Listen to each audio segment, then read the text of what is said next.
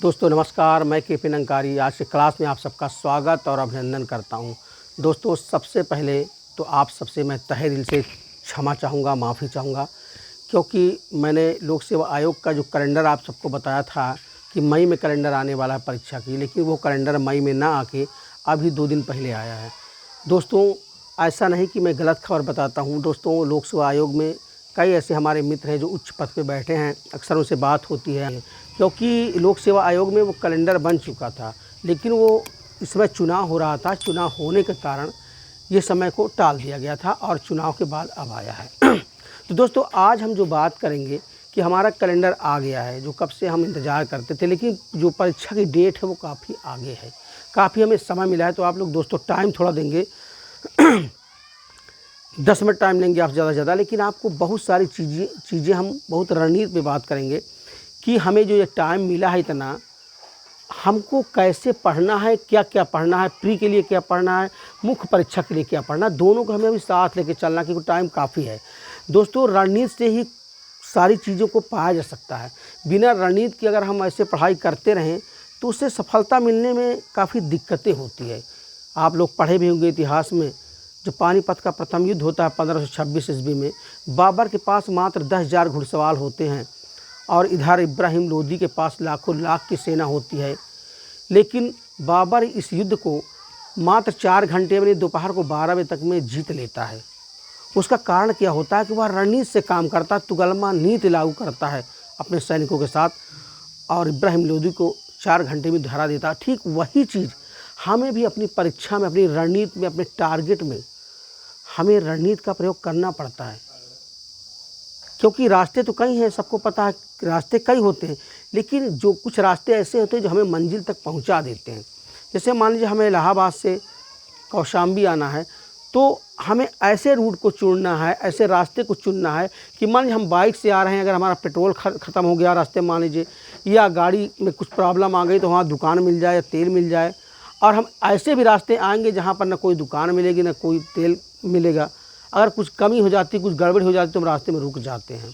तो ठीक उसी प्रकार हमारे जीवन में, पढ़ाई जीवन में भी है, कंपटीशन जीवन में भी है कि कुछ ऐसे रास्ते जहाँ पर हमें कुछ कमियाँ अगर हो जाती तो कमियाँ कुछ चीज़ ऐसे मिल जाते हैं रास्ते में, सुधार करके हमें आगे को ले जाते हैं। तो आज हम इसी रणनीति पर बात करेंगे।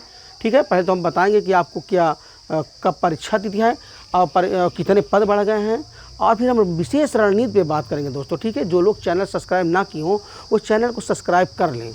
ठीक है, क्योंकि हम आए दिन यानी प्रतिदिन आपको हम वीडियो के माध्यम से आपको विशेष चैप्टर बाय चैप्टर क्या पढ़ना है, आपको क्या नहीं पढ़ना है, सारी चीज़ हम रणनीति पे बात करेंगे और आपको बताएंगे। अगर आप लोग फॉलो करेंगे तो निश्चित रूप से सफल होंगे, इसमें कोई शक नहीं है। ठीक है दोस्तों, तो हम सबसे पहले आपको डेट के बारे में बताएंगे। जो कैलेंडर अभी हमारा आ गया है, आप सबको पता है कि आर समीक्षा अधिकारी की जो वैकेंसी रद्द हो गई पेपर लीक होने की वजह से, उसका डेट काफ़ी बढ़ गया। अब ये होगा, इसकी प्री की परीक्षा होगी 22 दिसंबर 2024। ध्यान दीजिए 22 दिसंबर में, यानी भी बहुत हमारे पास टाइम है। ठीक है ना, देखने के लिए बहुत टाइम है, लेकिन अगर आप प्री मेंस दोनों बराबर लेके चलेंगे तो ज़्यादा समय नहीं है आपके पास। ठीक है ना, तो अभी इस पर हम रणनीति आपको बताते हैं कैसे क्या पढ़ना है।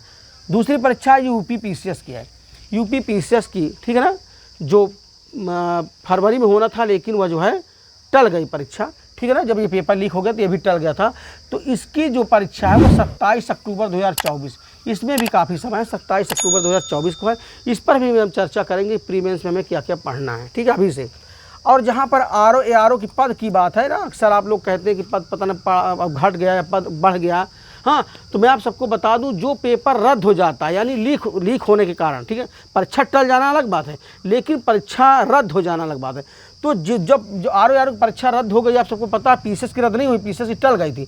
तो आर ओ का जो पेपर रद्द हो गया है, उसमें उस समय 411 पद आए थे। ठीक है, उस समय 411 पद आए थे। तो ये आप लोग जान लीजिए, इस बात को समझ लीजिए कि आर ओ में पद नहीं बढ़ेंगे अब, क्योंकि जो भी नए पद आएंगे, नए पद काफ़ी आ चुके हैं, मैं आपको बता दूं काफ़ी पद नए आ चुके हैं, तो उसको इसमें इंक्लूड नहीं किया जाएगा। क्यों नहीं किया जाएगा?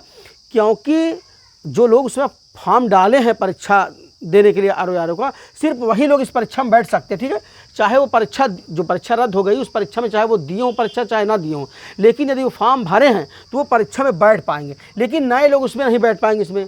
ठीक है ना। इसलिए नया पद नहीं जोड़ा जाएगा। नया पद अब नई वैकेंसी फिर से जो अभी फॉर्म भराया जाएगा 2-3 महीने बाद, तो उसमें जो है ये नया जब फॉर्म भराया जाएगा तो नया जो पद है इसमें उसमें दिया जाएगा, ना कि इसमें। इसलिए इसमें 411 पद ही रहेंगे, बढ़ेंगे नहीं, ठीक है ना। और बाकी जितने लोग परीक्षा फॉर्म इसमें डालें सभी लोग परीक्षा में बैठ सकते हैं, ठीक है। ये तो हो गई आपकी डेट की आरओ की। अभी इस पर हम बात करते हैं आपको कैसे क्या करना है, ठीक है। अब यूपी पीसीएस की बात देख लीजिए। यूपी पीसीएस में जो पेपर होने वाला था वह जो है 27 अक्टूबर को अब होगा, 27 अक्टूबर 2024, यानी भाई काफ़ी समय है, ठीक है। हाँ, इसमें पद बढ़ गए हैं क्योंकि इसका पेपर रद्द तो हुआ नहीं, इसकी डेट बढ़ गई थी, ठीक है। तो इसमें जब पद आया था तो काफ़ी कम था, लगभग 250 के आसपास था, 257-58 से कुछ पद था, शायद 270 आसपास था, कन्फ्यूज है। लेकिन अब इस समय पद बढ़ गए हैं, ठीक है, लगभग 800 के प्लस हो गए हैं क्योंकि पेपर रद्द नहीं हुआ है, पेपर टल गया था, ठीक है। 800 प्लस ये पद हो गए हैं। इसमें बहुत आपको फोकस करना है। यूपी पीसीएस जो बच्चे दे रहे हैं विशेष ध्यान दें क्योंकि पद बहुत अच्छे बढ़ गए। अगर थोड़ा मेहनत आप कर लेंगे तो निश्चित रूप से यहाँ पर सफलता मिलना सरल है। मैं तो समझता हूँ आरओ से भी ज़्यादा सफल होने का चांस यहाँ पर रहता है अगर थोड़ा मेहनत कर लें।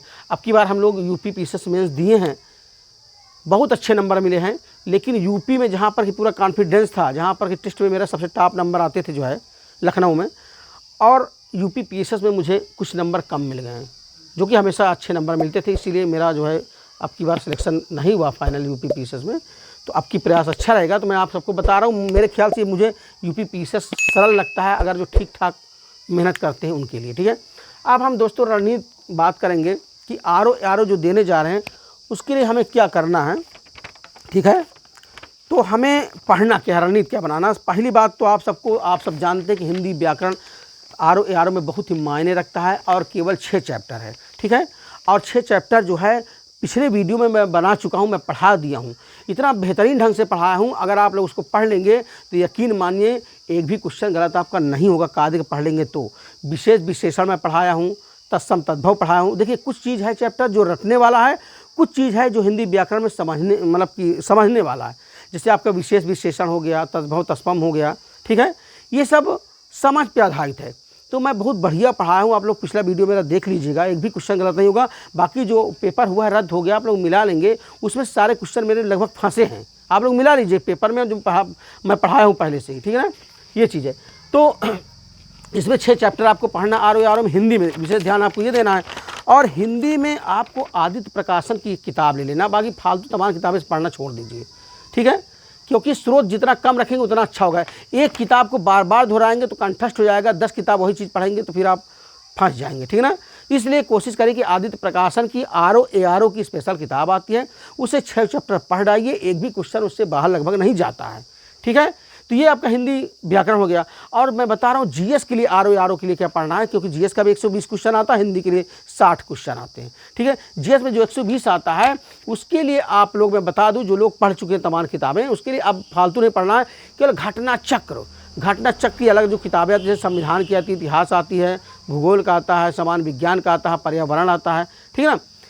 तो ये आप जो 5-6 घटना चक्र है उसको एक बार नहीं कम से कम 10 बार रिपीट मारिए घटना चक्र।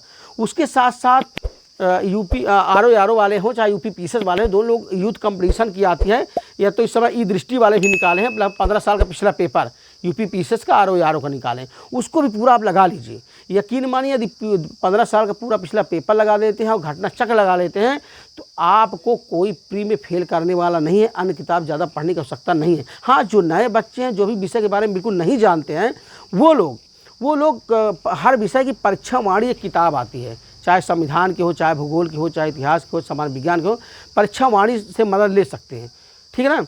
तो उससे मदद ले सकते हैं, लेकिन घटना चक्र पढ़ना अनिवार्य है। अगर घटना चक्र आप नहीं पढ़ते हैं, यकीन मानिए आप चाहे जितना मेहनत करें, फिर पास होने में बहुत बड़ी दिक्कत होती है, ठीक है ना। घटना चक्र बिल्कुल लगा लीजिए, 15 साल का पेपर, ठीक है। ये चीज़ तो हुआ आरओ प्री के लिए, ठीक है। और मेंस के लिए मैं बता दूं, क्योंकि समय अभी बहुत बचा हुआ है, तो साथ साथ मेंस भी आपको 2 घंटे 3 घंटे पढ़ना प्री के साथ साथ। आरओ में मेंस के लिए आपको क्या पढ़ना, देखो है तो वही चीज़ आपका, वही क्या नाम है, सॉरी, जो मैंने अभी बताया था ना कि 120 क्वेश्चन आते हैं जीएस का, वो मेंस में आते हैं, प्री में 140 आते हैं, ठीक, क्षमा करें थोड़ा सा। तो आरओ के जो मेंस होता है उसमें भी 120 क्वेश्चन जीएस का आता है, ठीक है। और हिंदी का जो व्याकरण आता है 60 के बजाय 30 हो जाता है इधर, ठीक है। तो उसमें वही चीज़ सेम पढ़ना, आपको वही चीज़, कोई बदलाव नहीं करना। लेकिन मेंस के लिए आपको इधर कुछ बदलाव करना। हिंदी में लेटर लिखने के लिए आता है, ठीक है। 5 प्रकार के लेटर आते हैं, जैसे सरकारी पत्र, अर्धसरकारी पत्र, कार्यालय आदेश, परिपत्र, अधिसूचना, ठीक है। ये मैं आप सबको पढ़ा दूंगा, इसकी चिंता नहीं करना है। एक दिन में एक एक लेटर पढ़ाऊंगा, 6 दिन में 6 लेटर समाप्त हो जाएगा। लेटर कुछ कठिन नहीं है। मेन मतलब यहाँ पर आर में मेन जो है, जो फोकस करना है लेटर पे करना है और निबंध पे करना है, क्योंकि प्री के लिए, मेंस के लिए जीएस और हिंदी तो वही है व्याकरण में। लेकिन आपको जो मुख्य पढ़ना है आपको इधर, वो आपको लेटर, 5 प्रकार का लेटर होता है और निबंध होते हैं 3, ठीक है। इस पे आपको विशेष फोकस करना है, वो मैं आपको पढ़ा दूंगा, ठीक है ना। और आप लोगों को अब समय ज़्यादा नहीं बचा है, क्योंकि अभी हम लोग कैलेंडर के इंतज़ार में लगभग 3-4 महीना अपना गंवा दिए हैं। पढ़ने में मन किसी का नहीं लगता था, मैं जानता हूँ इस बात को, आप सब भी जानते हैं इस बात को। लेकिन अब समय नहीं रह गया है। अब हमें उठना है, नींद से जागना है और विधिवत मेहनत करना है, क्योंकि दोस्तों बिना मेहनत के कुछ सफल होने, जीवन में कुछ सफलता नहीं मिलती, ठीक है ना। क्या कमी है तेरे कायनात में, मेहंदी लगी है मांगने वाले के हाथ में।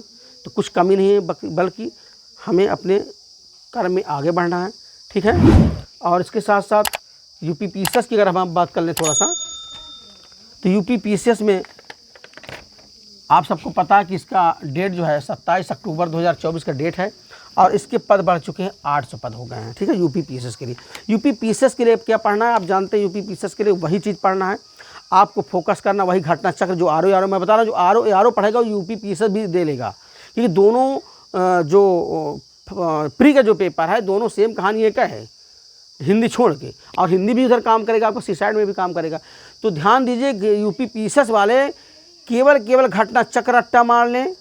टोटल सारी विषय की घटना चक्र 1 बार नहीं, 4 बार नहीं, 5 बार रट डालें, ठीक है। और उसके साथ साथ आपको जो है ई दृष्टि की प्रैक्टिस पेपर, पिछला पेपर आता है, या तो आपका यूथ कंपटीशन का पिछला आता है 15-20 साल का पेपर, उसको बराबर रट्टा मार लें, ठीक है। बराबर उसको पढ़ें, एक भी क्वेश्चन उससे गलत ना होने पाए। यकीन मानिए, आयोग घुमा टहला के बार बार वही क्वेश्चन आता है, नए क्वेश्चन केवल करंट के आते हैं। बाकी जीएस क्वेश्चन यकीन मानिए, कोई कहता हो कि नहीं आता है, नहीं आता है, वही क्वेश्चन आता है, सिर्फ घुमा टहलक देता है, उसी चैप्टर से ही क्वेश्चन आता है। इसलिए विशेष फोकस करिए घटना चक्र से, ठीक है। इसके साथ साथ सीसाइड में बच्चे बहुत फेल होते हैं, सीसाइड में विशेष फोकस करिए। सीसाइड के लिए आपको कुछ नहीं फालतू पढ़ना लिखना, सीसाइड के लिए केवल 8-10 साल का पेपर बार बार लगाइए। संप्रेषण का हो गया, और आपका ये हो गया हिंदी हो गया, ठीक है। ये सब आप लोग पढ़िए। सीसाइड फेल बिल्कुल नहीं होंगे, क्योंकि मैं एक बार सीसाइड फेल हो गया तो उसका कारण मुझे समझ में आ गया कि क्यों फेल हुआ था एक बार सीसाइड में, क्योंकि मैं सिर्फ पढ़ रहा था बड़ी बड़ी किताबें सीसाइड के लिए। लेकिन अब की बार क्या किया, दो बार से केवल 10 साल का पेपर लगाता हूँ। यकीन मान लीजिए, केवल पेपर लगाया हूँ, कुछ नहीं लगाया हूँ, और नंबर बहुत ही अच्छे आए हैं सीसाइड में भी, समझ लीजिए, ठीक है। तो इसलिए मैं बता रहा हूँ, घटना चक्र पढ़िए और उसके साथ साथ सीसाइड का पेपर लगाइए। और यूपी पीसीएस वाले चाहे आर वाले हों, हफ्ते में 1 दिन प्रैक्टिस पेपर जरूर लगाएं। अभी से प्रैक्टिस पेपर मार्केट मिलता है, क्योंकि प्रैक्टिस पेपर जितना लगाएंगे उतना आप पे कॉन्फिडेंस होता चला जाएगा, ठीक दोस्तों। तो चैनल को सब्सक्राइब आप लोग कर लीजिए, क्योंकि हम प्रतिदिन जो है विषय बाय विषय हम लेके आर के लिए भी आएंगे। आपको पूरा चैप्टर बाय चैप्टर हम समझाएंगे, पढ़ना आपको है, ठीक है। कोई आपको घोट के पिला नहीं देगा कि पढ़ा देगा, कोई कंप्लीट हो जाएगा। यूट्यूब के पे पढ़ने के भरोसे चक्कर में ज़्यादा मत रहिए। यूट्यूब सिर्फ आपको रास्ता बता सकता है, मैं सिर्फ आपको रास्ता बता सकता हूँ, पढ़ना काम आपका है। जो चैप्टर समझ ना आए, जैसे यूट्यूब पे मान लीजिए कोई चैप्टर समझ हमें नहीं आता, भूगोल का हो, चाहे इतिहास, चाहे भूगोल का हो, चाहे विज्ञान का हो, या कोई या हिंदी व्याकरण का हो, उसे देख लीजिए, थोड़ा सा समझ लीजिए, कि पढ़ना तो आपको है, ठीक है ना। तो कुल मिला के मेहनत आपको करना है। और यूपी पीसीएस वाले भी ध्यान दे लें, यूपी पीसीएस के लिए भी मैं आंसर राइटिंग करके आप लोग को हफ्ते में कम से कम 2 पेपर 3 पेपर आंसर राइटिंग करके बताऊंगा, कैसे आंसर राइटिंग करना, कैसे लिखना है। आर के लिए भी मैं लेटर लिख के भी आप सबको बताऊंगा पूरा बराबर, कैसे सरकारी पद लिखा जाता है, कैसे अर्ध सरकारी पद लिखा जाता है, ठीक है। कहाँ सेवा में लिखा जाता है, कैसे आज्ञा से लिखा जाता है, पूरी सारी कहानी मैं एक चीज़ आपको सब बताऊँगा, सब समझ में आ जाएगा, इसकी चिंता आप लोग ना करें, ठीक है। लेकिन अब आपको फोकस करना है, मेहनत करना है, ठीक दोस्तों। तब तक के लिए नमस्कार, जय हिंद दोस्तों। फिर से मिलते हैं अगले वीडियो में, नमस्कार।